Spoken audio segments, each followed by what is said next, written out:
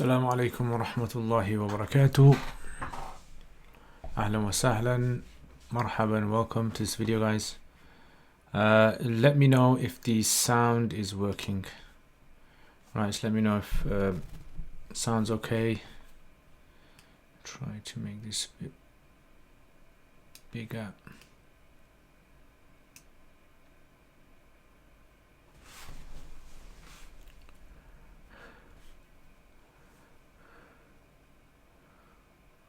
Okay, should be okay now.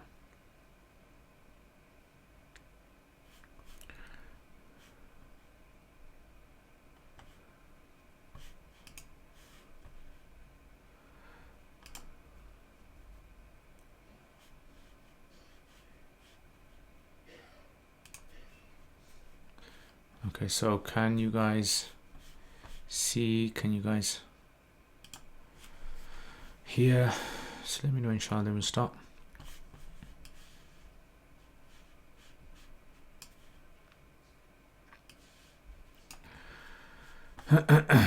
Okay, so does anyone remember where we exactly stopped? I can't remember. Was it on 15 or was it on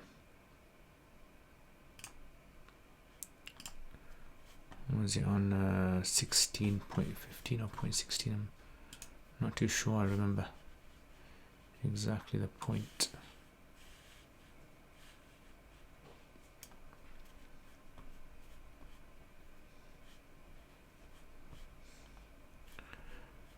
Okay, so yeah,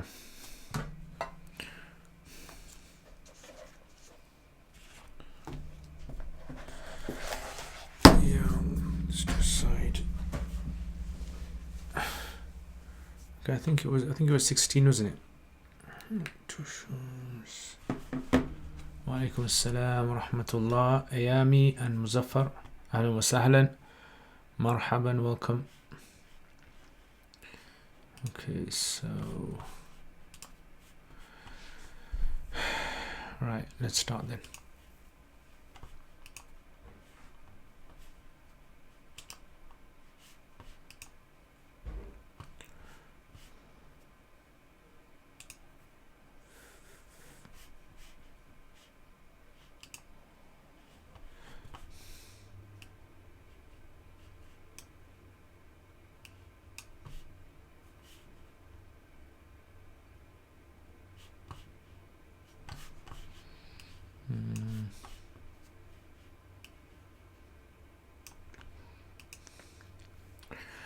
Alright, so Bismillah ar-Rahman ar-Rahim. Okay, next, number 16. I think it was 16, yeah. I'm sure it's 16. Right, let's start then. So Bismillah ar-Rahman ar-Rahim. He says, طالب الآخرة ليفوز في الآخرة متشبه بالملائكة.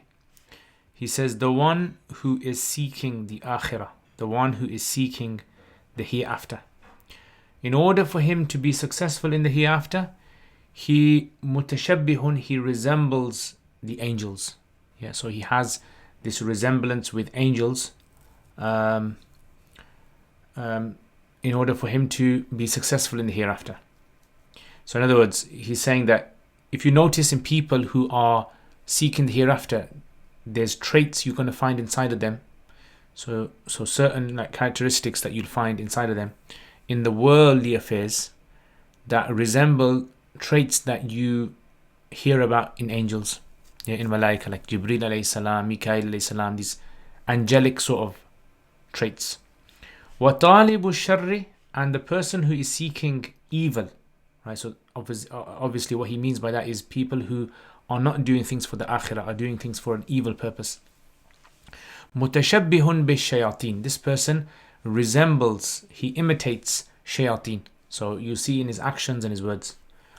وَطَالِبُ الصِّيتِ وَالْغَلَبَ مُتَشَبِّهٌ بِالسِّبَاعِ, and someone who seeks like fame, seat, right? Seat means like from the word salt, means a person who seeks fame, وَالْغَلَبَ, and dominating everyone.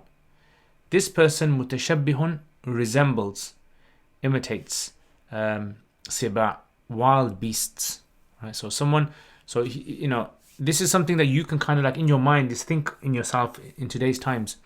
Think about people you sort of recognize as being people who seek the akhirah, right? And look at their characteristics, look at the way they behave.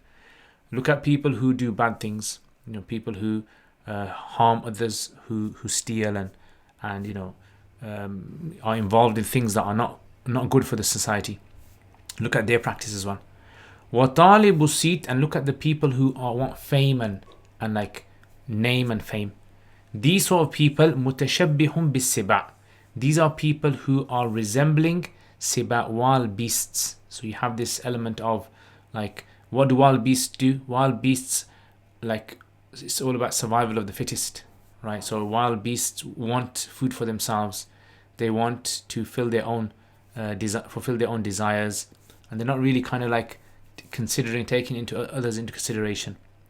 وَطَالِبُ اللَّذَّاتِ, and someone who seeks ladhat, meaning someone who seeks pleasures, ladhat. مُتَشَبِّهٌ بِالْبَهَائِمِ, this person resembles just normal animals, right? So saba means predatory animals, like lions and tigers and these kind of things. And a bahaim is just general animals, cows and goats and camels and these kind of things. So you got a person who just wants to fulfill their desires, right? They're just like animals. You'll see them resembling animals in many ways. Like there's lots of overlap between them and animals. وَطَالِبُ الْمَالِ, and a person who seeks wealth, لِعَيْنِ الْمَالِ. So he's very careful with the wording he uses here. He says, the one who seeks wealth for wealth itself. So a seeker of wealth for the wealth, right?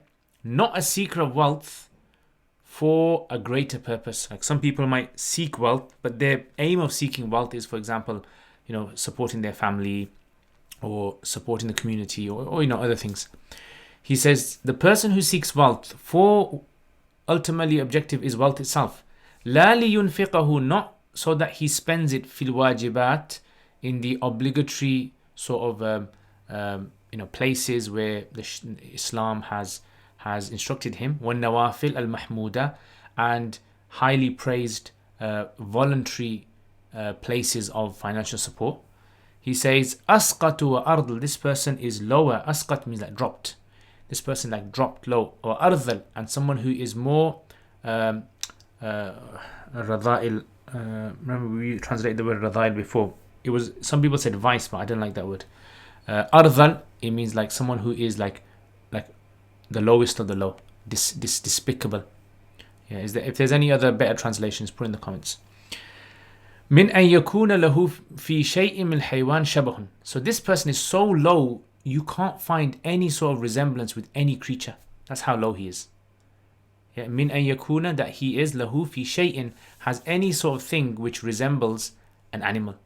So this guy is so low, like he's even lower than like even pests and rats and things like that. ولكنه يشبه الغدران التي في الكهوف.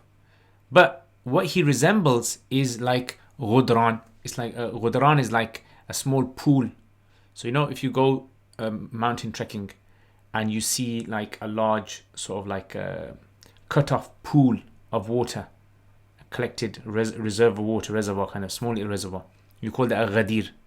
So this guy resembles this small pocket of water, التي في الكهوف, inside of caves, right?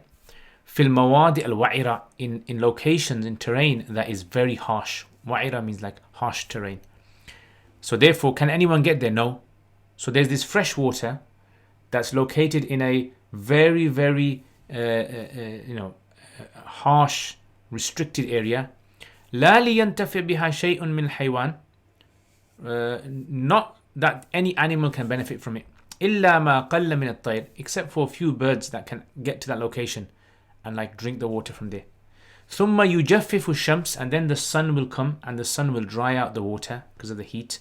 والريح, and air will come, wind, ما بقي, and will get rid of the rest of the water. كذلك يجتاح المال, and likewise that wealth will be like taken away. يجتاح will be like snatched away. الذي لا ينفق في معروف, which is not spent in good places. So you see this paragraph here, I think it's a very good observation of how we class human beings when it comes to spending, right? Or sorry, how it comes to how you class human beings when it comes to what they're seeking, right? They're aimed and objectives of what they seek out. So what are you seeking? Think about it. What do I seek? What do you seek? Are you seeking the hereafter? Are you seeking fame and fortune? Are you seeking? Some people might be seeking, sometimes in the day they're seeking the hereafter, and in sometimes in the day they're seeking fame and fortune, and sometimes in the day they're seeking to fulfill their desires, and sometimes in the day they want to just make wealth. It could be like some people might have an array of these kind of things. Sometimes maybe when you're on the internet you're seeking something else, and maybe when you're in front of your friends you're seeking something else. They could, people could differ in this. Base desires, ardal, lowly. Man, that's a good one, lowly. جزاك الله خير محمد.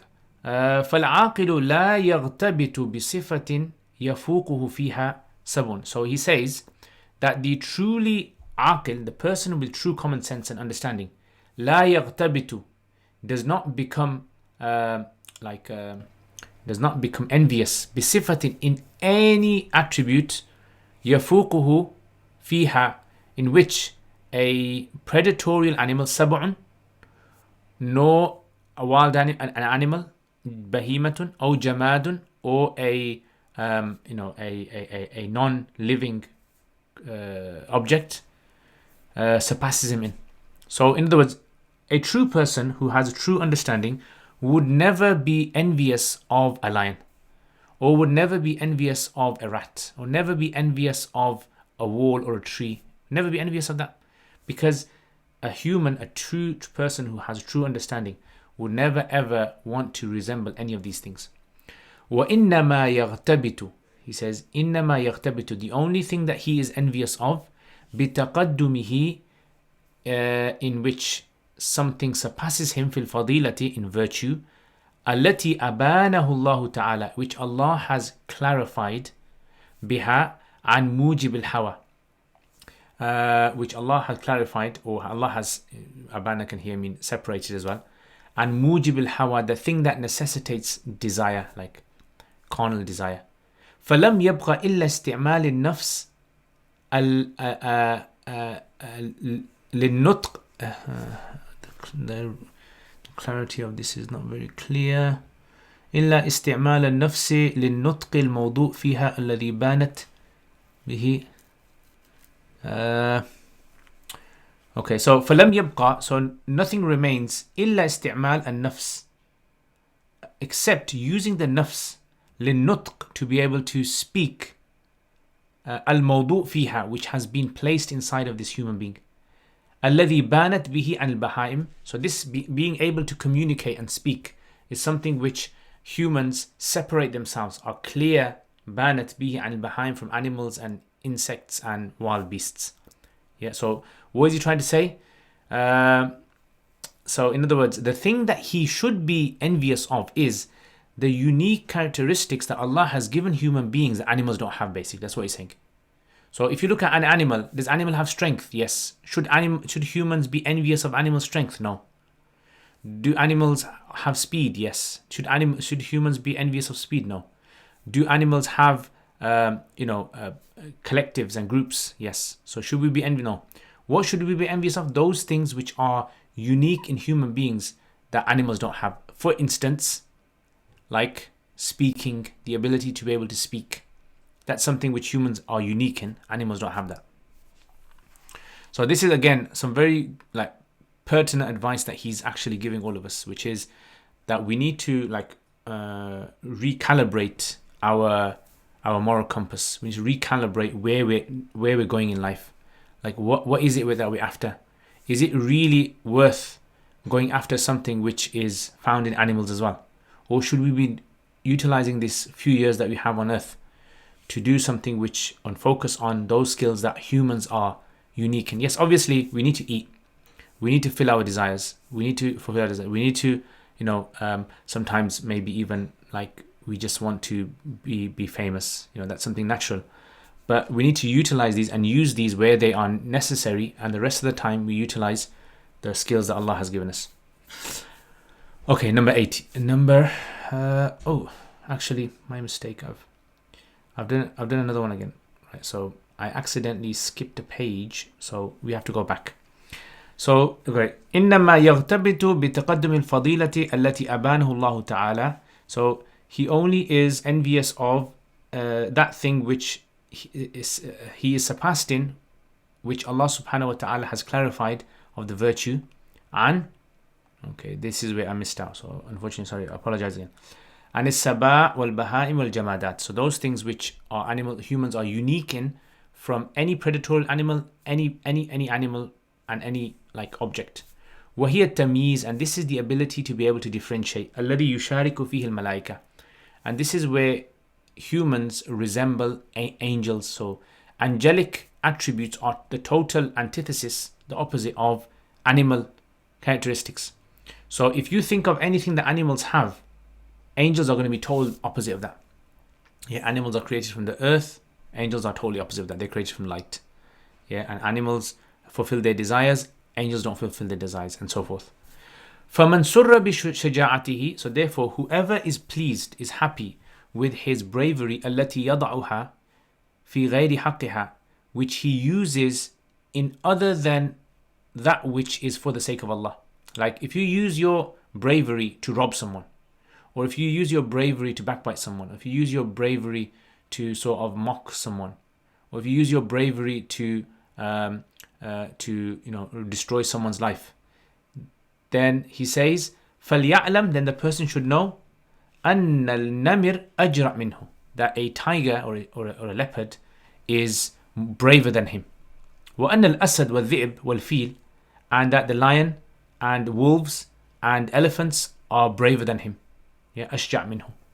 So if you're happy that, you know what, sometimes it happens on social media, you'll go on social media and you feel that you can sort of like mock someone, troll someone, do these are like animalistic traits. So he's saying if you think you can do something like this, animals can do much more. Yeah, animals have more bravery. Yes, the way that bravery is executed is clearly different. We can do it online, or we can do whatever, bully someone, but animals will obviously do it, physically.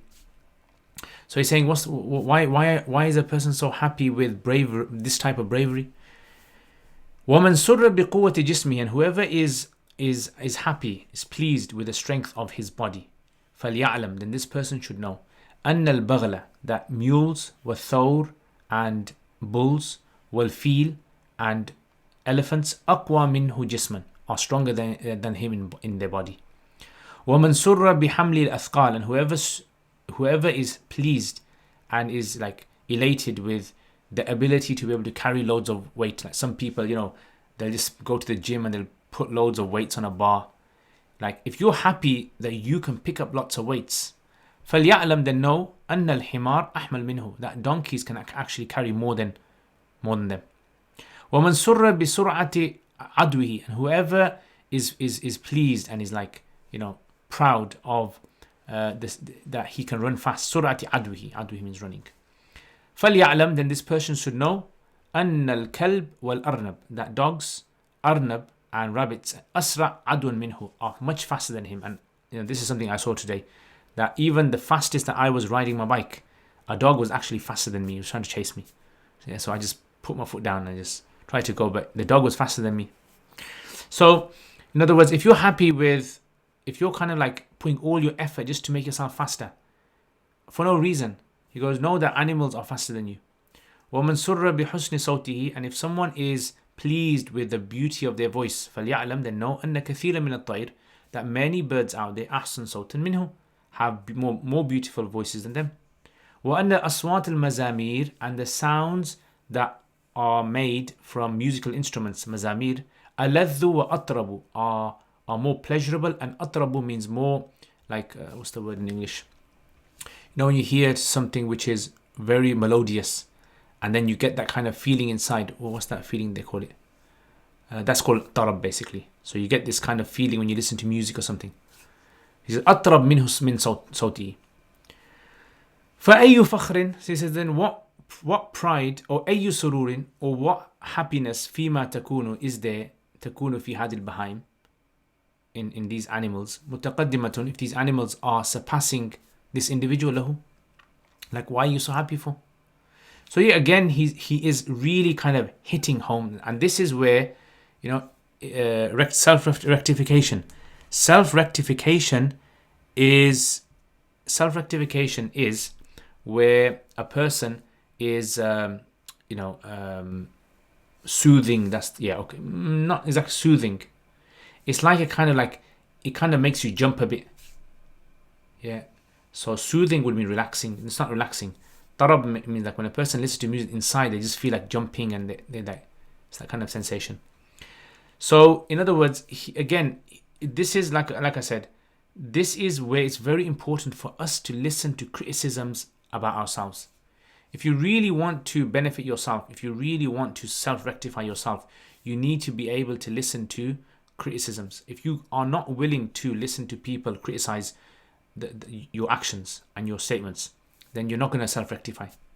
Yeah, if you get angry, if you respond, and some people, unfortunately, I am in this as well.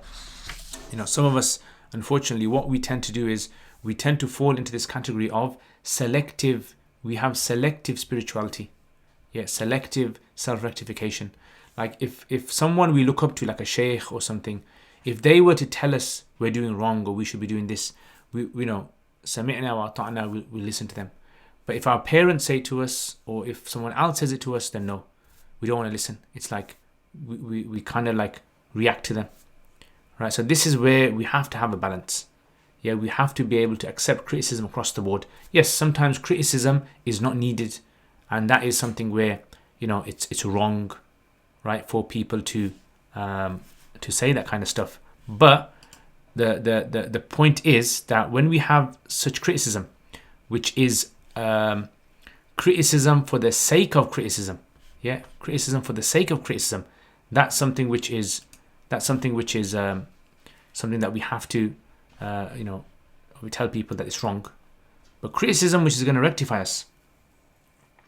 Malcolm X used to say, if I give criticism, I must learn to take it. Yes, definitely, that's a very very powerful statement that I think that kind of sums up. So Ibn Hazm is saying something very similar to this as well, right? And like I said, we have to listen. I mean, if someone is saying to us, for example, like, you don't pray your Fajr, or you don't read Quran on a daily basis, or you don't do proper dhikr, or you don't listen to your elders, or you don't do this, or you don't do this, or then we have to realize I might have this problem in me. And remember what he said last time. He said, when people criticize you, he says, if you train your nafs and you grow thick skin, he goes, when people criticize you, you reach this level where you actually sieve through their criticism and you find that criticism which really applies to you, and then you rectify yourself. And if obviously that thing is not in you, then the sin of that is on that person, and you actually gain reward from them. So he says, number 17 now.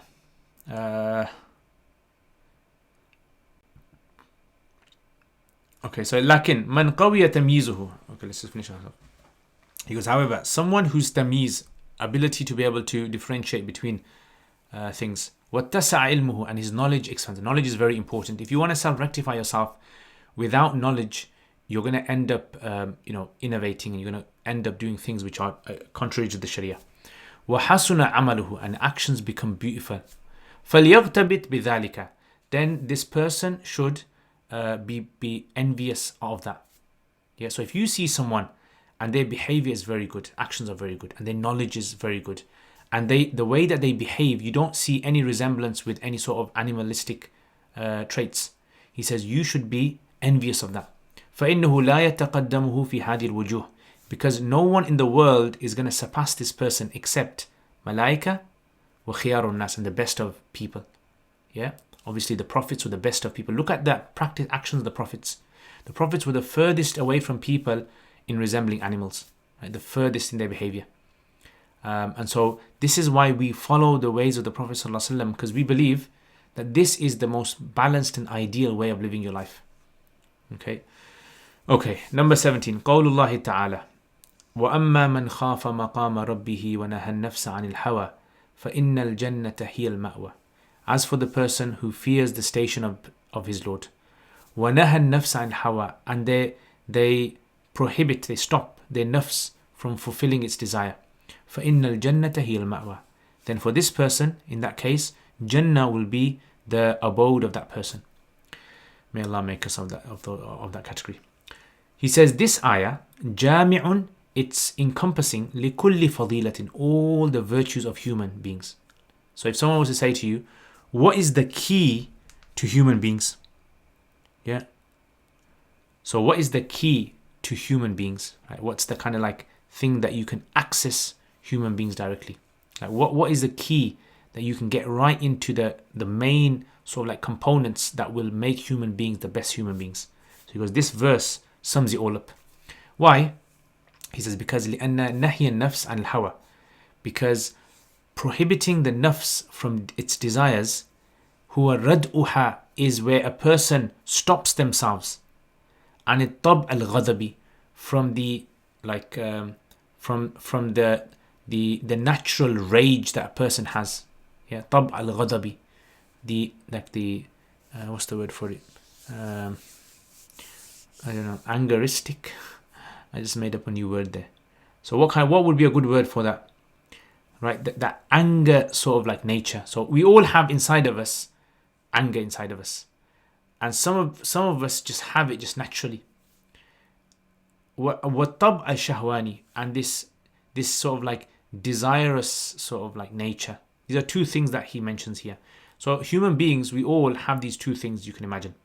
Anger and like desire inside of us. You have desire for things, loads of things. Desire for fulfilling, eating and drinking and relations with the opposite gender, etc. So he goes, these two things, al-ghadab, anger. He goes, what you're basically doing, what this ayah is saying to you, that is when you can control your anger when the anger bursts.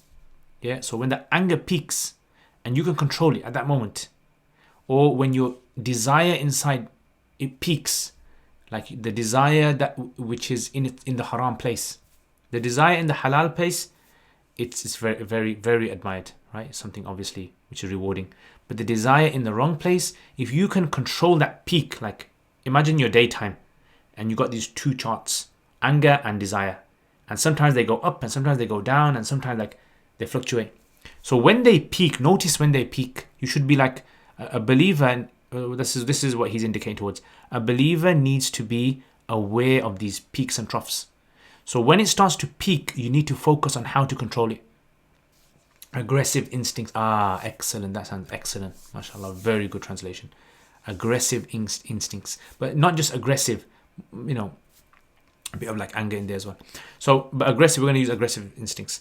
And tab shahwani and like desirous instincts, or nature. So imagine you live your day now and you have to know, okay, when do I peak and trough? So when you peak, you could try to control it, and it's very hard. This is why the ayah is talking about this special, echelon of human beings, right? Of believers. Prophets obviously came under this, where inflamed. Oh, inflamed is a good one. I like that word. So we need to try and be like this, basically. But sometimes we're not going to. Sometimes our anger will just take over us, and sometimes our desire will take over us.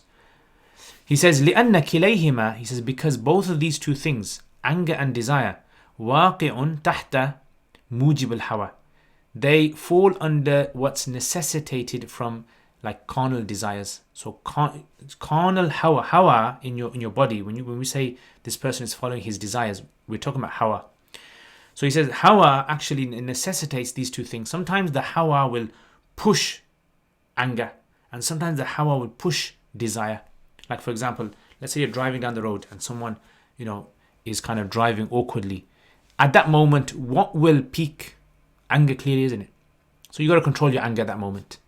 Let's say, for example, like, you've come home and, your spouse has just raised their voice to you, or your parents raised their voice to you, or your boss. At that moment, what happens? Anger peaks. But maybe, for example, like sometimes you might be alone in a room, right? And let's say, for example, you have this sort of like urge to just maybe watch something that you're not supposed to watch. Or maybe you're in a lonely place and you have an urge to eat something or smoke something or drink something that you're not supposed to drink. That is where the shahwa peaks. Yeah. So he says these two things are like of what's necessitated from this. So he says فَلَمْ يَبْقَ إِلَّا إِسْتِعْمَالَ النَّفْسِ لِلنُّطْقِ الْمَوْضُوعِ فِيهَا. So he goes, the only thing now which makes sense, what you need to do in this situation, استعمال النفس, is using the nafs للنطق الموضوع فيها, to like speak, which has been placed inside of it, الذي بانت به عن البهائم والحشرات والسباع. Right, so I mean, this word, I'm going to check my version of the book if I have it somewhere. Let me see if I've got my version. Do I have my version here? Just to make sure I am reading the word right. So this is what happens in these kind of books. So this is my version I've got. And the one on the screen obviously is a PDF version.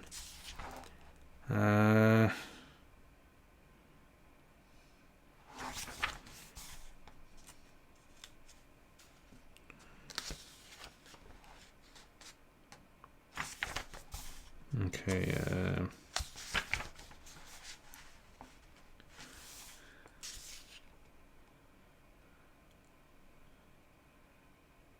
Yeah, okay, it's the same.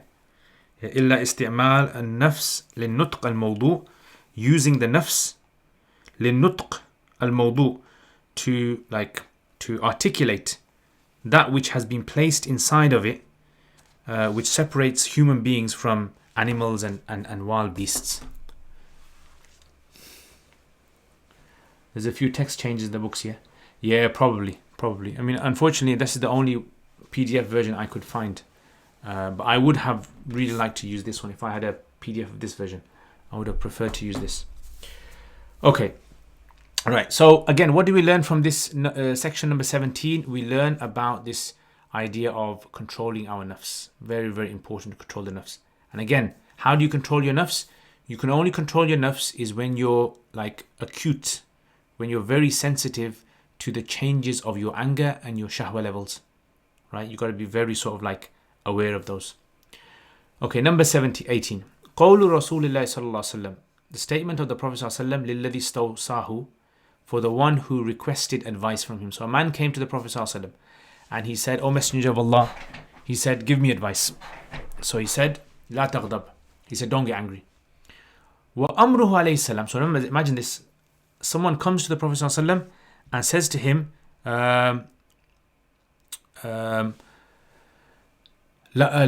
give me advice. And the response was, don't get angry. And he kept on asking. And the Prophet said, look, don't get angry. He says, وَأَمْرُهُ عَلَيْهِ السَّلَامُ. And the command, instruction of the Prophet ﷺ, and يُحِبَّ الْمَرْءِ, in another hadith, the Prophet ﷺ instructed the man, and يُحِبَّ الْمَرْءِ, that a person should love لِغَيْرِهِ, for others, مَا يُحِبُّ لِنَفْسِهِ, what he likes for himself. So you make a list for yourself, right? And this list that you have, you say to yourself, okay, what things do I love for myself? And you make one column, right? I like nice clothes. I like looking, presentable. I like eating well, good food. I like, traveling around in a certain type of vehicle. I like this, I like that. I like being treated nicely. I like people smiling at me. I like, people not saying harsh things to me. And then you think, how do you do those things to other people? Like, do you like reciprocate these actions to other people or not? He says these two hadith, the Prophet ﷺ two hadith. He says jami'ani are a compendium likulli fadilatin, for every single virtue in humans. Why is this? لأن في نهيه عن غضب, because when the Prophet ﷺ he prohibits people from getting angry. Like, you can't stop yourself from getting angry, remember? But it's like I said, it's those peaks and troughs, which the reaction that you're gonna have. He says the prohibition of getting angry, ردع النفس ذات القوة الغضبية عن هواها, is prohibiting, stopping the nafs which possesses that al-quwwa al-ghadabiyya, possesses this aggressive strength inside of it, this anger inside, and hawaha, from fulfilling its desire. So this is when he said to the man, La taghdab, this is the insight he was saying to that man. He goes, inside of you there is this trait of anger. Every human has it. He goes, whenever it starts to peak, you need to control it. وَفِي أَمْرِهِ عَلَيْهِ السَّلَامِ, and in the Prophet ﷺ instructing the other man, بِأَنْ يُحِبَّ الْمَرْءِ, that a person loves لِغَيْرِهِ, for others, مَا يُحِبُّ لِنَفْسِهِ, رَدْءُ النَّفْسِ. Here is what's a better word for rad'? Like controlling, restricting the nafs, عن القوة الشهوانية, from the desire, the strength that he possesses in his desire. So like I said, we all differ in this. Like at this moment, maybe we're not going through anger at the moment. Maybe our anger levels are quite low, and maybe our shahwa levels are quite low, maybe high. So we've got to control this. The Prophet ﷺ, when he was saying to the man, he was saying, look, you have to love for your brother, your fellow people, what you love for yourself. He was telling the man, basically, you need to control your desire, right? Your desire cannot exceed the bounds, because this is what can happen to us. We can love clothes. Our desire for clothes and our desire for how we look and our desire for having a nice car can become so bad that it can actually exceed the bounds. How do we not exceed the bounds? By loving for others what we love for ourselves. When you love for others what you love for yourself, you automatically bring that equilibrium. You bring the levels down. وَجَمْعٌ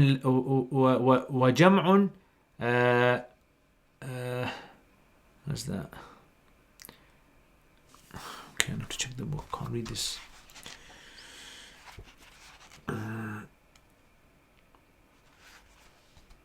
Okay, so he says وَجَمْعٌ لِأَزِمَّةِ is azimma. So he goes, this is a combination. These two hadith the Prophet ﷺ combine, bring together. Azimmat al-adl. Azimma means on an animal where you have the reins. These are like the reins of justice. So this, we try to live our lives by balancing the ghadab and shahwa. By balancing the ghadab and shahwa, what we're really doing is we're creating inside of us the concept of justice. So justice, in other words, Ibn Hazm rahimahullah is saying, justice is where a person perfects this ability to control the anger and control the desire. Look, amazing insight he's giving us.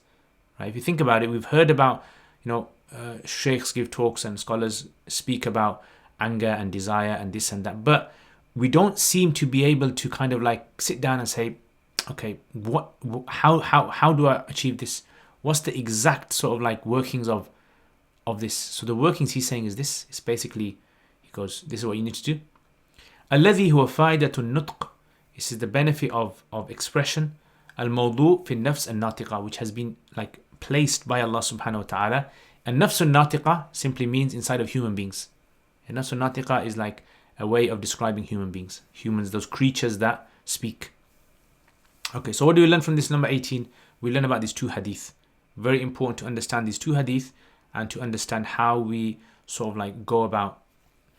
Are there specific days for this class? Not really. I mean, usually at the moment we're doing it Mondays and Wednesdays, but it's all gonna depend upon my availability. So you just have to subscribe to my YouTube channel and make sure you hit the bell button, and every time I give an update, then you'll know.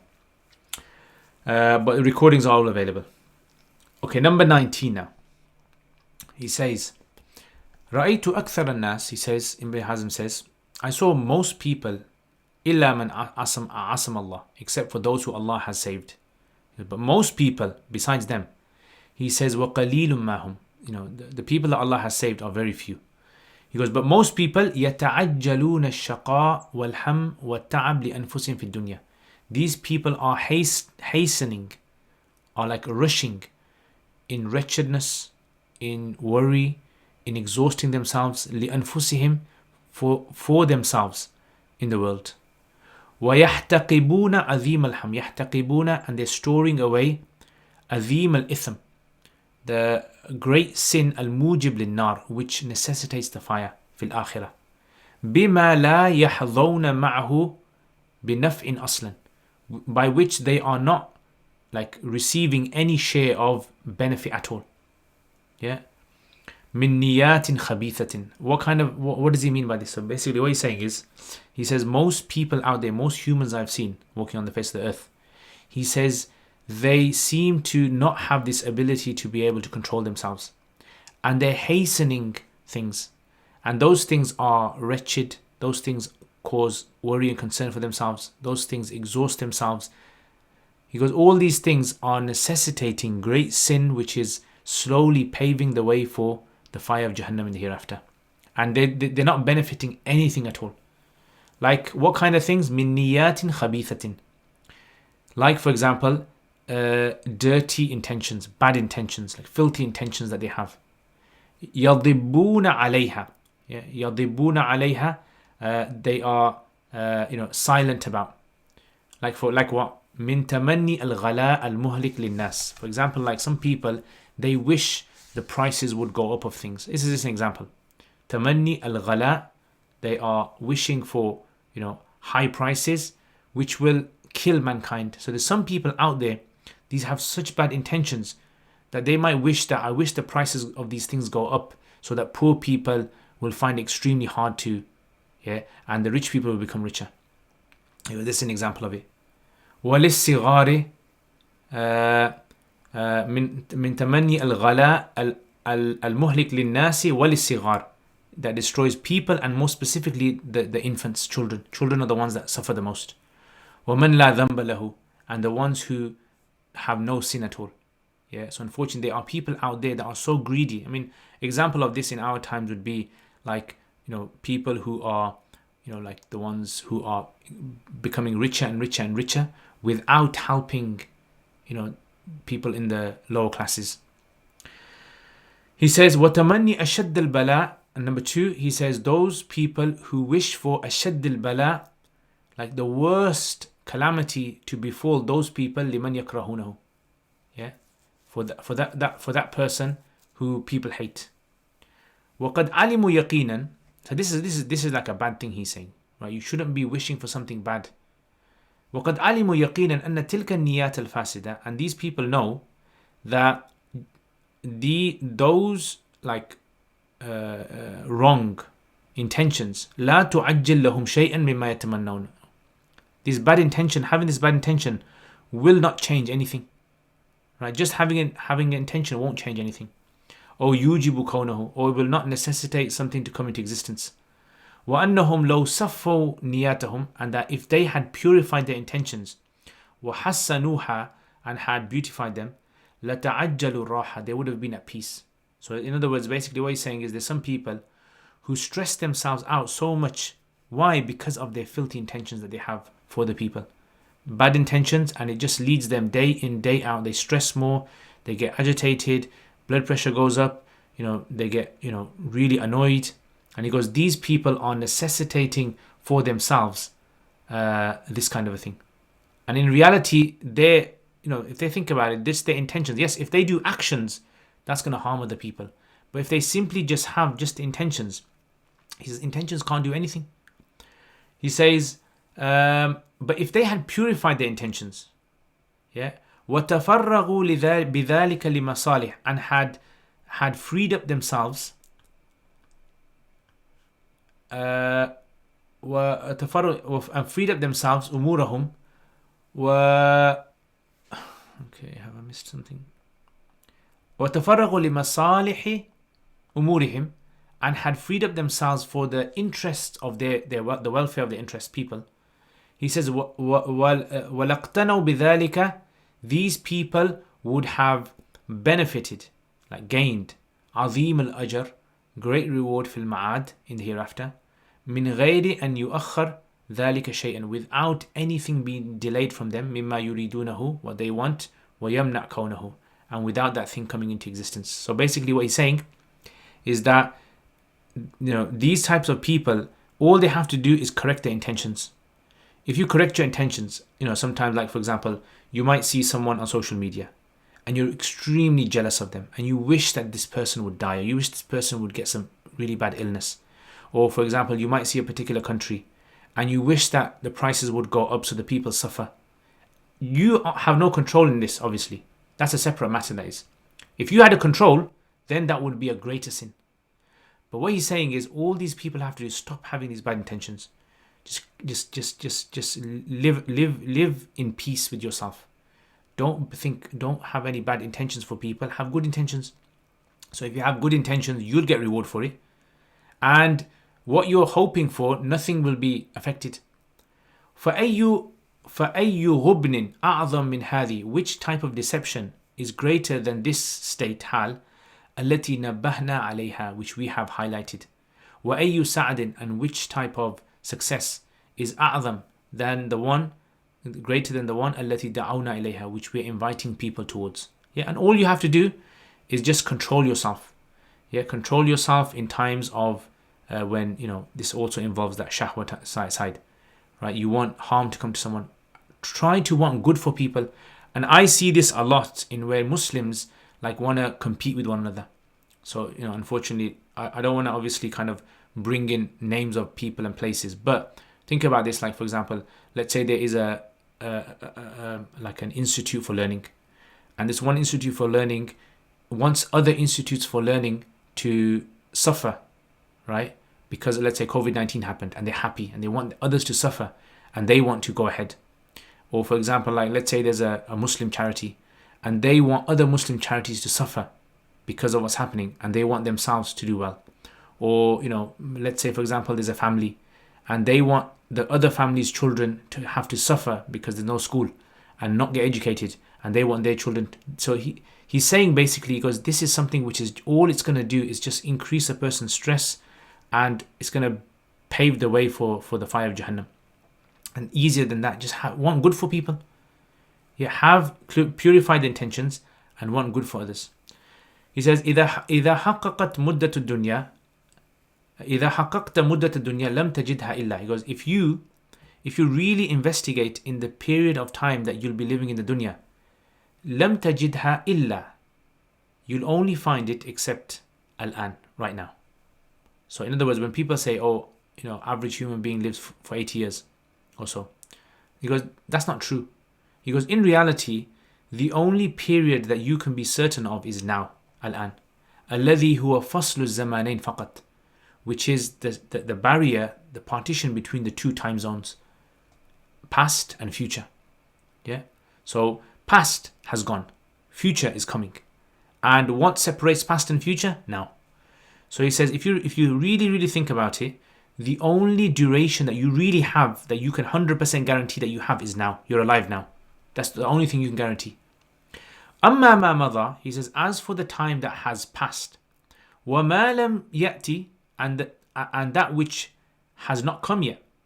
Yeah. فمعدوماني, both of these things are non-existent. Like your whole life, let's say for example, like me, for instance, let's say I am 38 years old. So now I'm thinking to myself, okay, 38 years of my life have passed. Does that exist now? No, it doesn't. It's gone. Can I bring it back? No. What do I have left? Just memories. Right? So that 38 years of my life, however I used it, is done now. And likewise, I don't know how many years I'm going to live for. Let's say I live for another 38 years. Is that something that's coming? I don't know. But what I do know is the time that I have now. فَمَنْ أَضَلُّ, he says, so therefore, who is the most lost person? Like, who is the most person who is the most lost in life? مِمَّنْ يَبِيء, then the one who sells باقيا, something which remains, like your current situation, present like day, who sells باقيا خالدا بمدة هي أقل من كر الطرف, with a time which is shorter than the blink of an eye. So what does he mean by this? In other words, the hereafter is going to remain. باقيا خالدا, so he doesn't mean present, he means hereafter. He goes, the hereafter, he says, this will remain forever. Now imagine someone says to you, look, I will sell you, I will give you hereafter, right? I will give you the hereafter. And you just give me, I just want now. It's like someone saying, I want to exchange a few seconds for years and years and years. Yeah, does that make sense? No. Yeah, someone wanted to sell you billions of pounds in exchange for just a few pounds. Does that make sense? Why would someone do that? Because this is what a lot of people are doing. A lot of people are wasting their present time. The present time that they have, they are wasting it. Like at the moment now, there's people in the world that are wasting their time now. And in a few minutes, there's going to be people who are going to be wasting their time. And in a few minutes, there's going to be people that are wasting their time. And he goes, this person is like the person who sells his hereafter, gives up his hereafter, just for the pleasures of a few seconds and a few minutes. May Allah save us from that. Number 21, he says, إِذَا نَامَ الْمَرْءُ خَرَجَ عَنِ الدُّنْيَا. He goes, when a person dies, he leaves the dunya. So when I go to sleep, when you go to sleep, what happens to us? We leave the dunya. As in, our physical bodies have not left the realm of this universe. We're still here, we're still on our beds or wherever. He goes, but we left the dunya. وَنَسِيَ كُلَّ سُرُورٍ. And sleeping people forget all pleasures, all happinesses. وَكُلَّ حُزْنٍ. Sleeping people forget all sadnesses.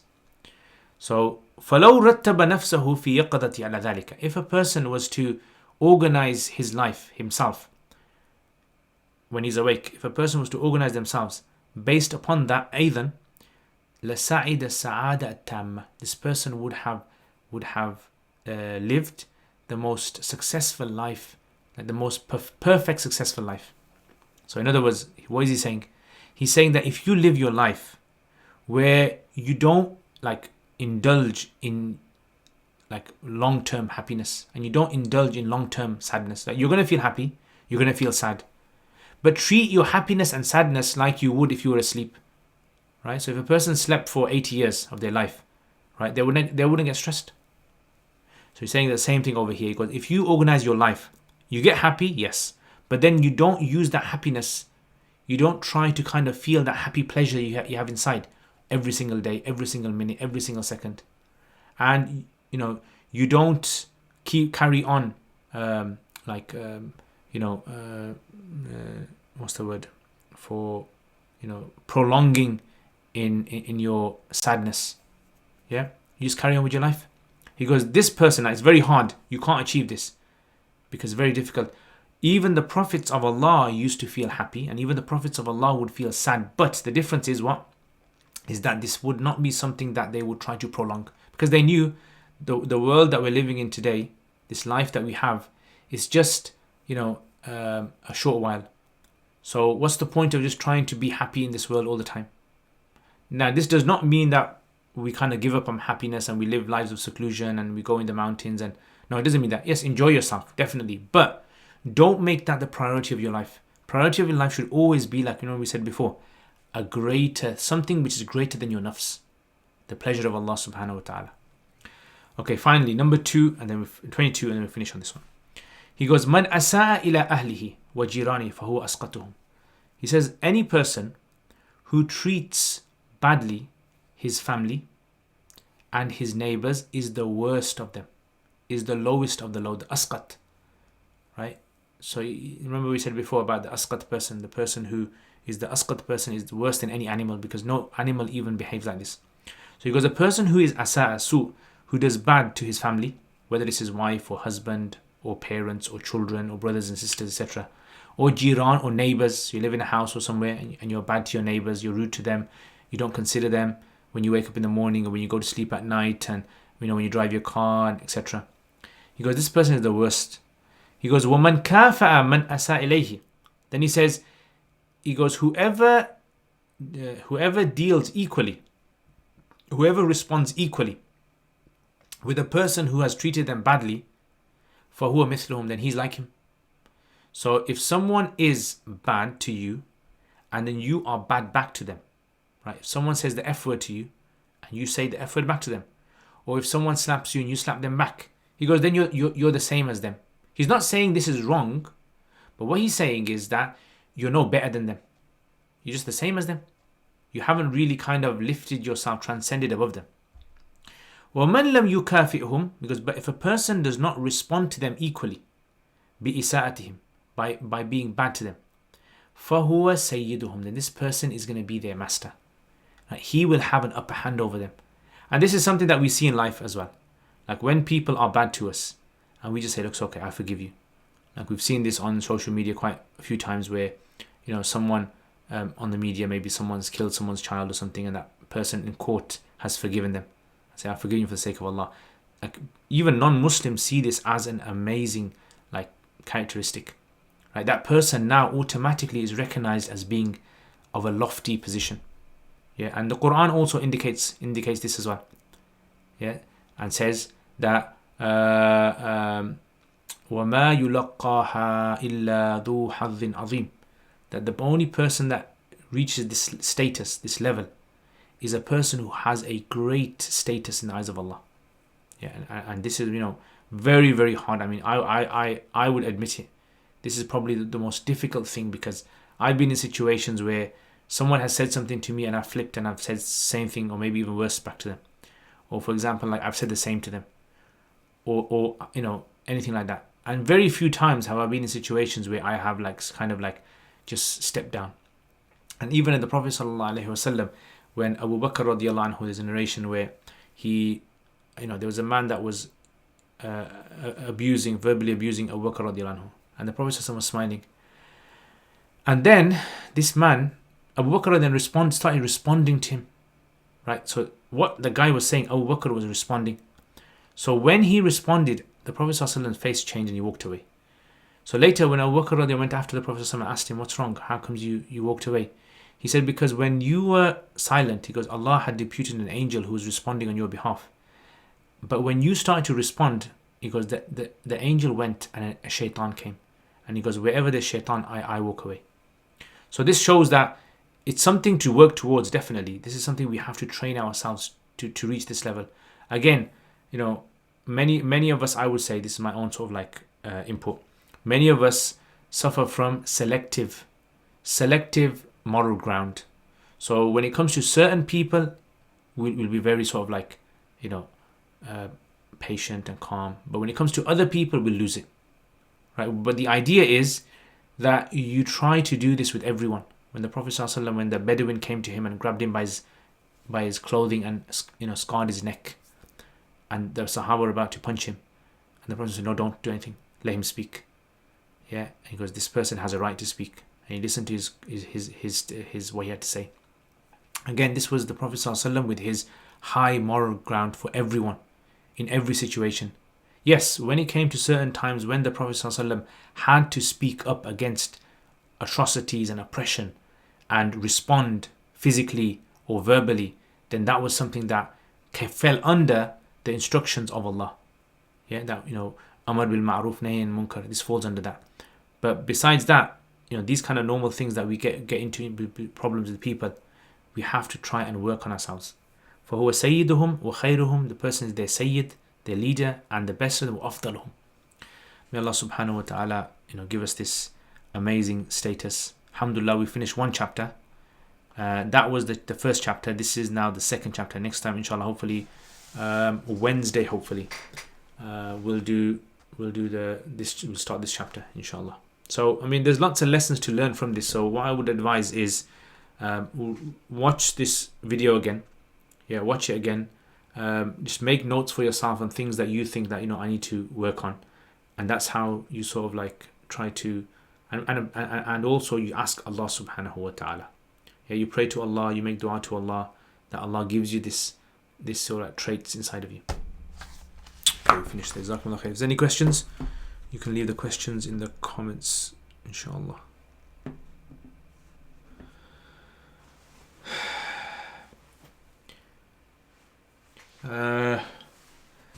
So Sami'ul, what about abortion rates going up? Would that be correct inference from the text? Possibly. I'm not too sure.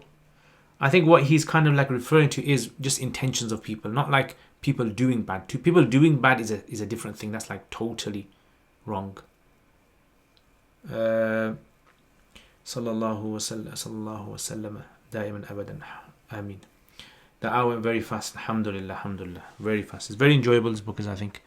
And it's also an eye-opener for many of us. And it kind of like makes us realize the importance of how much we've still got left to rectify ourselves. Yeah, and the sad thing is that if we were in the company of the Prophet ﷺ, how much would we realize how like our status was was in according to the Prophet ﷺ.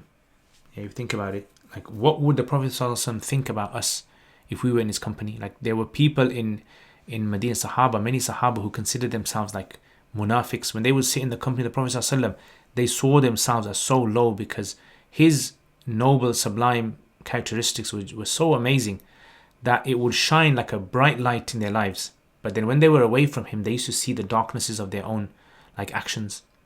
And the Prophet ﷺ, when they came to him and told him about this, the Prophet ﷺ said, look, this is how it's going to be. Sometimes you're going to have your peaks and sometimes you're going to have your troughs, but you have to balance it out. So we're not going to be perfect. We can't like rectify ourselves 100%. Only prophets can do this. But what we can do is work on those deficiencies that we have. And for the rest of our lives, make it, our mission in life that, what I'm going to do? I am just going to try my best to work on these issues I have. Anger issues, desire and these kind of things. And when I slip, I'm going to turn back to Allah and ask Allah for forgiveness. And then when I, try get back on my feet, I'm going to try to work on these again. So this is how we need to live our lives. There is no easy solution for this. There's no going to a sheikh or something and then he gives you a magic cure and then you're rectified. Nothing like that. It's a long-term process. Long-term process.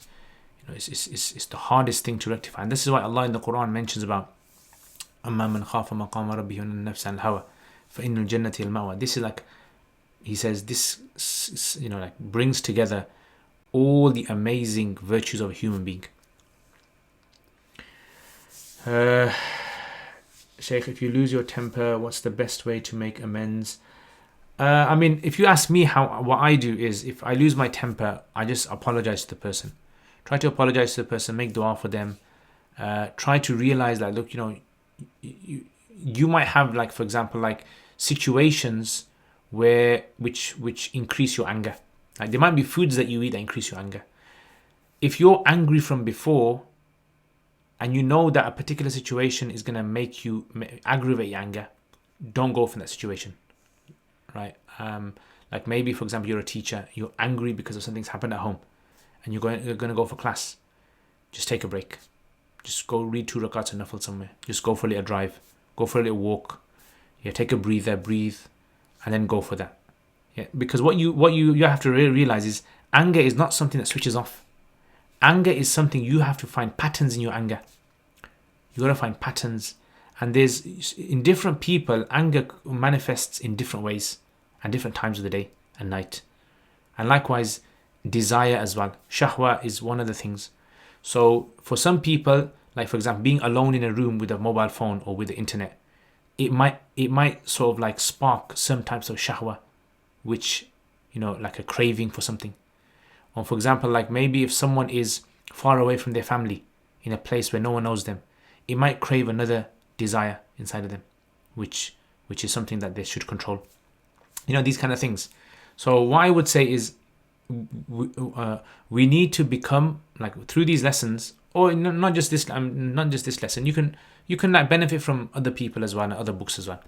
But one of the things that we need to do is become more aware and acute of our own sort of like patterns that we have. And if you become aware of your own patterns, then you can rectify yourself quicker. It's like like you go to a gym. If you go to a gym to do some sort of exercise, the exercise that guy over there does might not be good for your body, and the diet that guy over there has might not be good for your body. You might have a certain temperament and certain set of factors which mean that you have to tailor the diet and the exercise according to your body and times and everything like that. That's how we have to think of it. This is why I personally, when people ask me, or which sheikh should I go to, or this and that, or which bayan should I listen to, I personally am not into bayans, right? Like these kind of like addictive like bayans, because a bayan or a talk is not tailored for you. It's giving you general advice, which is like, imagine a doctor just says, or anyone who has a headache, imagine a doctor was to give like a talk every week and say, okay, people who have headaches, take paracetamol, aspirin. People who have pains, they should take painkillers, people who have this. So this general advice is very harmful to your health. You know that, right? And that's why you cannot. That's why they always say, do not take this medical advice. Go speak to your doctor first, because your doctor knows you better than anyone else. And it's a very similar thing. The Ibn Hazm in this book, he's like the internal doctor, the doctor of the soul, and then the doctor of the heart. So he's like kind of like tapping into, showing you, okay, you need to observe this, you need to be careful of this. He's like your trainer, training you. Is this class going to be rain free? Inshallah, inshallah. This class, like all my YouTube content, is all free, inshallah. Yeah, inshallah, it's all free. Absolutely, we need a personal growth mindset. Starts with self-awareness, definitely. And that's what I think we need to start, this kind of like mentality amongst people, our families and friends, that a bayan is not going to change you. Bayan and talks, these kind of things, if you take it in the right way, it motivates you. And it makes you, repent. But if you take it in the wrong way, it can actually be toxic to you, and it can create a wrong mindset inside of people. Anyway, guys, Jazakumullah khair. Thank you very much. My hour's up, and I don't want to go over an hour. So inshallah, I will leave you guys there, and I will see you guys next time, Wednesday, inshallah. Assalamu alaikum wa rahmatullahi wa barakatuhu.